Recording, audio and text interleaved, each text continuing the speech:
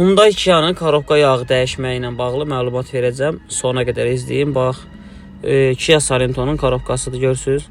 180 min sürülüb və korobka yağı dəyişilməyib. Bəzi qardaşlarımız deyir ki, 200 min, 300 min sürmüşəm, hələ də problem yoxdur. Təbii ki, bu maşın o qədər zəif maşınlar deyil ki, 200 min, 300 min getməsin, korobkasında problem yaratsın. Amma ki, 300 mindən sonra deyək ki, lap olsun, problem yaransa, həmən korobkanı artıq düzəltdirmək belə olmayacaq. Çünki bunun niyə də vaxtında yağın dəyişməyəsən, filtrin dəyişməyəsən, problem olmağını gözləyəsən. Vaxtında kitabında da yazılıb, hamı da anlayışı olan bilir ki, 150 mində korobkanın yağı da dəyişilməlidir, filtr də dəyişilməlidir. Nə qədər yaxşı yağ olar, zavod yağı olsa, artıq 150 mindən sonra zavod o maşının yeni modellərini buraxır. Yaddan çıxır o maşın. Yeni onun yağın 300 min sürmək olar. Əbədəlik olmayacaq ki, axır əvvəl dəyişməlisən. Gördüyünüz kimi, bax, sökülüb dəyişilir. Və ən çox verilən suallardan biri odur ki, korobka yağını dəyişmək üçün korobkanı sökürsünüz. Korobkanı sökmür, qardaş. Bunun filtri korobkanın içindədir. Sona qədər izləsəz görəcəksiniz. Həm də ki, ikinci skorsun botları boşalır deyə paketlər də sökülür. Həmən botlar da sıxılıb, yuyulub, təmizlənib, yığılır yerinə.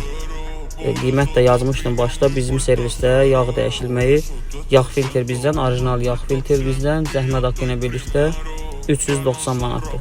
Və həm də ki, bu şəkildə yuyulub, təmizlənir.